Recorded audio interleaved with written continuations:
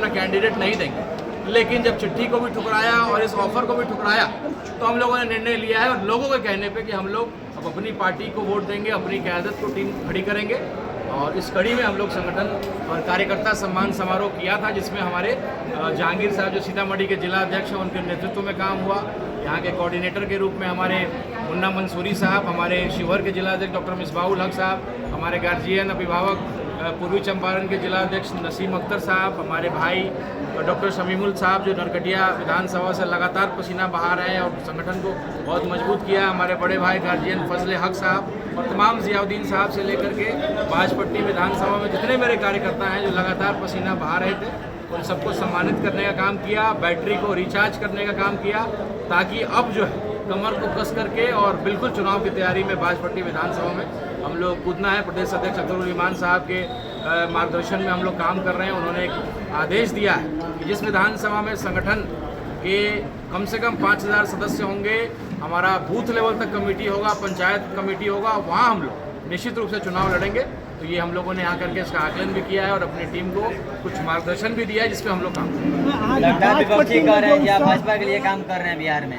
अच्छी बात है, भाजपा के लिए हम लोग काम कर रहे हैं, तो गठबंधन को क्यों नहीं स्वीकारा? आप केवल बी टीम सी टीम की बात कहते हैं, टीम आपको तो आप बिहार के लिए काम अगर कर रहे होते, बिहार की बेहतरी और बिहार के विकास के लिए काम कर रहे होते, तो आप हमारे गठबंधन के ऑफर को कबूल करते, ताकि आपको कोई ब्रेकर के रूप में आपको सामने नहीं आता।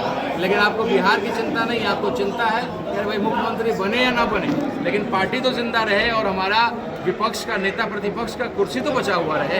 ये उनको डर है, इसलिए नहीं चाहते हैं कि कोई मुसलमान का पार्टी, कोई मुसलमान का नेता, उनके भी पार्टी में किसी मुसलमान नेता को नहीं पनपने दिया। अब्दुल बारी सिद्दीकी साहब जैसे मजबूत लोग का जब कद बढ़ा तो उन्होंने किसी न किसी नए को खड़ा कर दिया, किसी को भी बड़ा नहीं बनने दिया। हेलीकॉप्टर में मुकेश सहनी जी केवल क्यों घूमेंगे? अरे बेशक वो भी घूमें, लेकिन हमारे अब्दुल बारी सिद्दीकी साहब जैसे सीनियर नेता और भी जो सीनियर नेता उस पार्टी में, उनको भी तो मान सम्मान दीजिए। तो ये चिंता है उनकी कि एम समीकरण खिसक जाएगा, इसलिए उन्होंने हमारे गठबंधन को नहीं कबूला। अभी आपने देखा सुगौली विधानसभा में वहाँ के विधायक इंजीनियर शशि बाबू जब गए थे, उन लोगों ने जो किस तरीके से उनका इज्जत लेने का काम किया, उनसे सवाल पूछने का काम किया बड़े सलीके से, कि अगर एम का गठबंधन कबूला होता तो हज़ारों का हजूम होता। लेकिन आज देख लीजिए कि क्या हश्र हुआ है। और पूरे बिहार में आरजेडी के मेरे जितने विधायक हैं, आप लोग जब मुस्लिम आबादी में जाइएगा तो कम से कम ये सवाल आपसे किया जाएगा, इसका जवाब तैयार करिएगा। आप क्या जवाब दीजिएगा? सर चिट्ठी का जवाब मिला कि नहीं मिला, लोग ये जानना चाहते हैं। आप देखिए ना, कोई कहता है कि ये हैदराबाद की पार्टी है। अरे भाई साहब, तो ऐसे तो कम्युनिस्ट जो है वो रशिया की पार्टी है।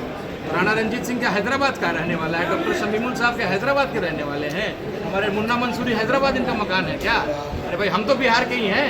हैदराबाद अगर उसका पार्टी का रजिस्ट्रेशन है तो 5 विधायक कैसे जीत जाते हैं? बिहार क्यों उनको कबूल किया? हम वोट कटवा होते तो केवल वोट काटते। हम 5 विधायक जीती हुई पार्टी है। तो चैलेंज करता हूँ कि बिना गठबंधन की कोई पार्टी आ जाए अकेले। चिराग पासवान जी लड़े थे, कितना सीट जीते?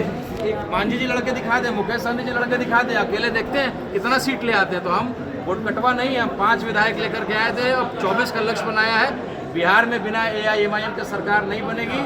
आपने चिट्ठी को नहीं कबूला। अखिलेश सिंह कहते हैं कि हम जो है क्या करते हैं, हम ये उल्टा सीधा जो धार्मिक उन्माद फैलाते हैं। आप सामुदायिक पार्टी हैं कह रहे हैं हमारी पार्टी को, तो पहले आप किस पार्टी में, पहले ये तो बता दीजिए।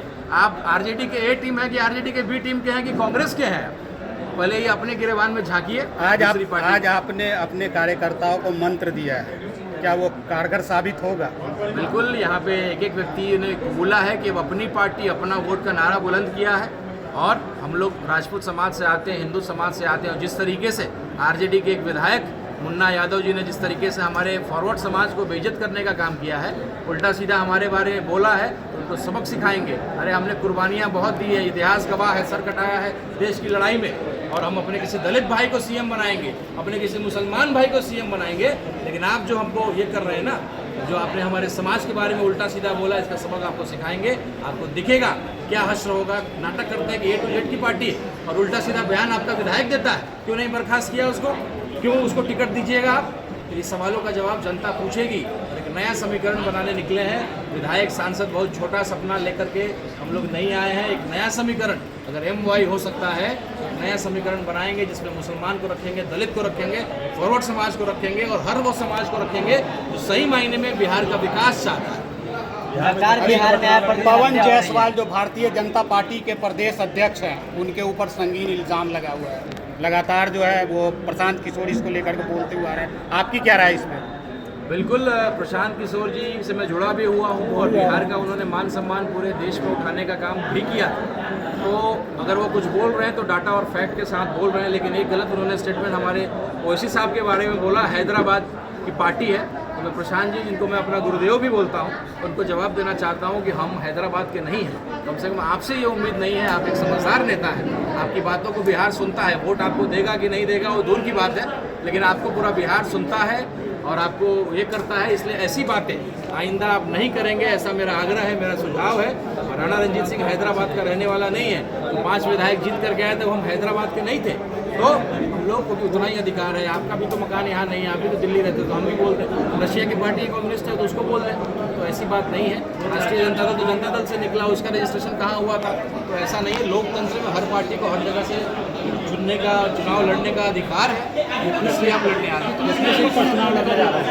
देखिए, ये निर्णय तो हमारे प्रदेश अध्यक्ष जी का होगा, अख्तरुल ईमान साहब का, हमारे राष्ट्रीय अध्यक्ष बैरिस्टर असदुद्दीन ओवैसी साहब का। हम लोग उनके सिपाही हैं। यहाँ तमाम जिला अध्यक्ष यहाँ हमारे तिरहुत प्रमंडल के हैं। 48 विधानसभा तिरहुत प्रमंडल में आता है। इसका प्रभारी के रूप में मुझे पार्टी ने जिम्मेदारी दिया है। मेरा काम है कि हर जगह जा कर के जो भी विधानसभा में हमारे उम्मीदवार मेहनत कर रहे हैं, उनका बूथ लेवल तक का कमेटी कैसे तैयार हो उसके लिए संघर्ष करना, पार्टी का प्रचार प्रसार कैसे हो उसके लिए काम करना, और जो भी हमारे उम्मीदवार होंगे उनका पूरा बूथ कमेटी का लिस्ट, 5000 मेंबर का लिस्ट मैं अख्तरुल ईमान साहब को, प्रदेश अध्यक्ष को सौंपूंगा और उनको आश्वस्त करूंगा कि अगर पार्टी यहाँ से लड़ती है तो मजबूती से हम लोग चुनाव यहाँ जीतने की स्थिति में रहेंगे। 48 विधानसभा की जिम्मेदारी वो जो है हम लोग बता सकते हैं। और बाकी जो हमारे प्रदेश अध्यक्ष जी ने जिस तरीके से हम लोगों ने डाटा को तैयार किया है, लगता है कि हम लोग 100 सीट के आसपास चुनाव करेंगे। क्या लगता है बिहार में चुनाव लड़ेंगे? बाजपट्टी में क्या स्थिति है सर?